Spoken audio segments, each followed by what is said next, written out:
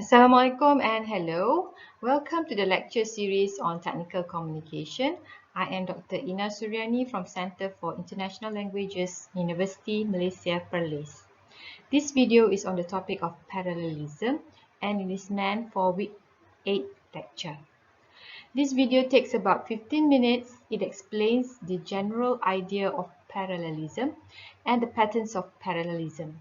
Some examples are given to explain the pattern. And towards the end, you will do a simple exercise to check your understanding. If you have a problem, you can ask the question during your online face-to-face session with me, or you can ask through WhatsApp communication. Okay, let's begin. Parallelism is an important feature for technical writing. Why is it important? What is the purpose? Now, for your case, you're going to be an engineer in 24 months.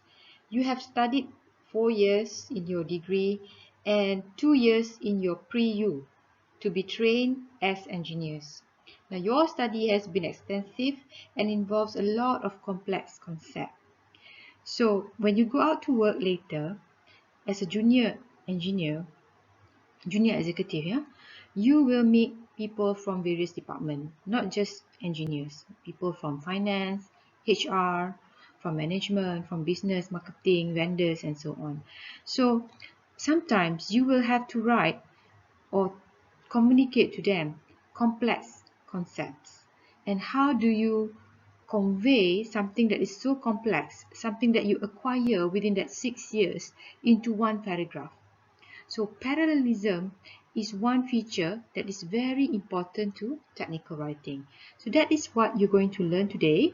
It's supposed to improve writing style and readability as to make sentences easier to process. Often when you deal with complex ideas, the sentences are long, and if we are not careful, the ideas may appear muddled, hence difficult for others, especially those from different fields, to understand what we're talking about. So parallelism is about balancing the sentence by giving the sentence the same grammatical structure or form. If the sentence have a list of verbs, all the verb must be the same form. And if it's in adjective or adverb, the form must be similar. So when you describe things that are alike, these things also must be in the same grammatical form. Let's look at some example. Now look at the first sentence. She likes cooking, jogging, and to read. What's wrong with the sentence? Okay, cooking, jogging, and to read are all verbs, but they are in different forms. So how do you make it parallel? She likes cooking, jogging, and reading, or you can change it into she likes to cook, to jog, and to read. Or you can change it to she likes to cook, jog, and read. So when you do this, the sentence becomes clearer. Okay, let's look at the second sentence. The dog ran across the yard, jumped over the fence, and down the alley he sprinted. As you can see, the third clause here, it is not parallel to the previous clauses before. So how do you make it parallel? Just make the sentence or the phrase similar structure to the previous one. The dog ran across the yard, jumped over the fence, and sprinted down the alley. I think you can do that, yeah? This is quite simple. Okay, next one. I admire people with integrity and who have characters. So you see, this form, integrity, who have characters, are not parallel. So how do you make it parallel? I admire people with integrity and characters, or you can say, I admire people who have integrity and characters. All the examples given are not technical to make you understand the concept of parallelism easier. Later in your workplace, the context is going to be more technical and deals with expert level information. So when delivering expert level information, the complexity of the idea may be difficult for others to understand. So when the sentence is parallel, the receiver of your message can channel their thoughts and thinking process on the complex ideas that you want to convey. So having similar structure and form helps their mind to grasp the complexity of the information, and hopefully they will understand you better.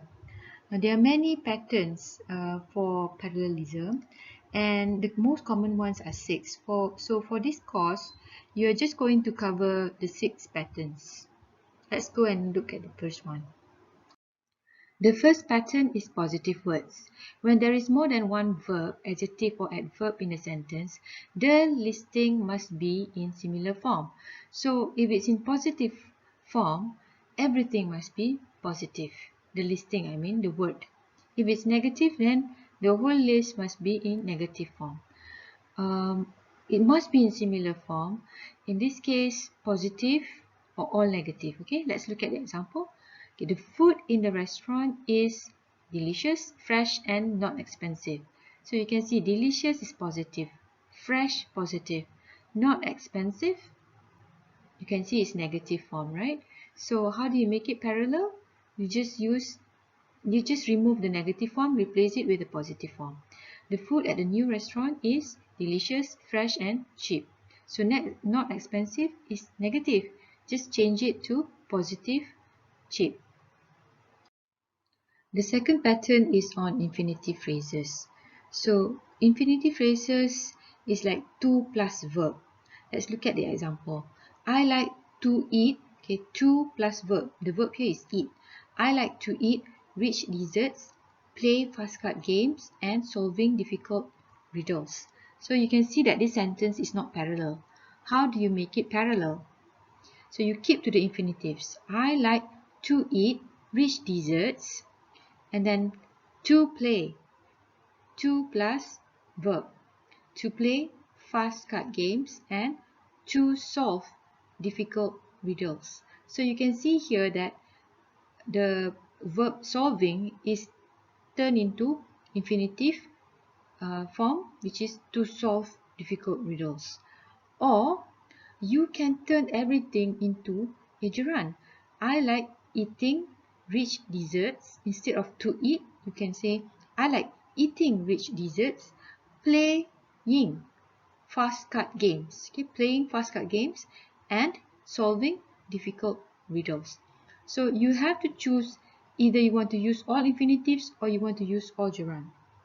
Now, this is a non-technical example. Now, in technical writing, you may encounter this when you write the objectives of your research or experiment. Okay, you may say the objective of this experiment is to discover particle X. Okay, number two, to prove the influence of particle X in alpha process. Okay, and objective number three, it must be to plus the basic form of verb. To experiment, to evaluate, to explore, to design, and so on. Okay, so make sure when you write the objectives, you stick to one form. Either you use all the infinitive, to plus verb, or you use gerund. But very rarely, gerund is used for objective. Okay. So how many patterns have you learned? Two patterns, right? Now we're going to the third pattern, which is the adverbial phrases. Now, adverbial phrases is like what? What is adverb? It's something that with ly, right? Like smoothly, accurately, timely, and so on. Okay, let's look at the example. Clear vision is a result of both eyes working as a team when they work together smoothly, accurately, and at the same time. So what is not parallel here? The adverbial phrases are not parallel. Okay, together smoothly, accurately, and at the same time. At the same time is not adverbial. So we just change it into the same grammatical form. Look at the answer.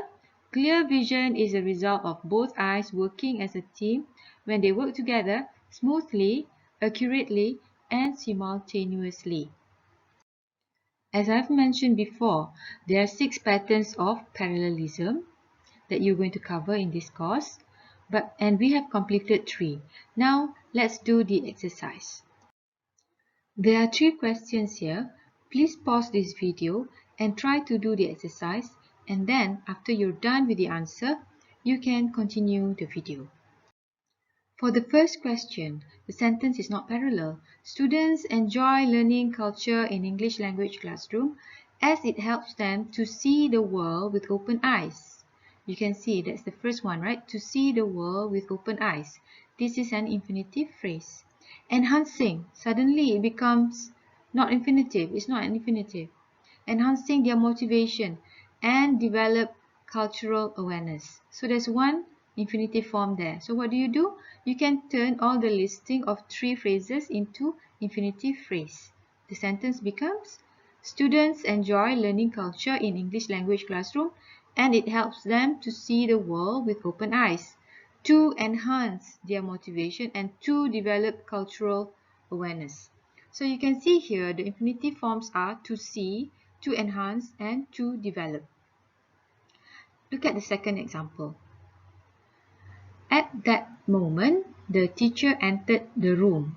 The students quickly moved the chair back to their own desk, hastily opened the textbook, and looked up to the teacher with suspicion. So what is the problem with this? Adverbial phrase. Okay, so how do you make it parallel? Just turn everything into parallel. Make it parallel by turning it into adverbial phrase. At the moment, the teacher entered the room and the students quickly moved the chair back to their own desk, hastily opened the textbook, and suspiciously looked up to the teacher. Now, what was the pattern? Okay, the first one is infinitive phrases and the second pattern is the adverbial phrases. The third question, this is a little bit confusing, yeah? But it's quite simple actually. Going to a waterfall and listening to the sound of water, inhale, that's a cue already, inhale the abundant negative ions or even take a bath in the chilly water will help you feel refreshed and reinvigorated instantly. So, how is that again? Gerund, right? Okay, going, listening, inhaling, taking. Okay, so the sentence become going to a waterfall and listening to the sound of water, inhaling the abundant negative ions, or taking a bath in the chilly water will help you feel refreshed and reinvigorated instantly. So infinitive phrases, you turn it into gerund. Now, I have mentioned in class about learning some basic Latin word. So if you look at reinvigorated, can you decipher it into Latin parts? If you can, that's very good. If you cannot, go and read more prefix, suffix, and affixes in Latin. So you have learned 3 patterns of parallelism. Now watch the other 3 patterns in the next video. Thank you for listening to me. So see you in the next video. Bye.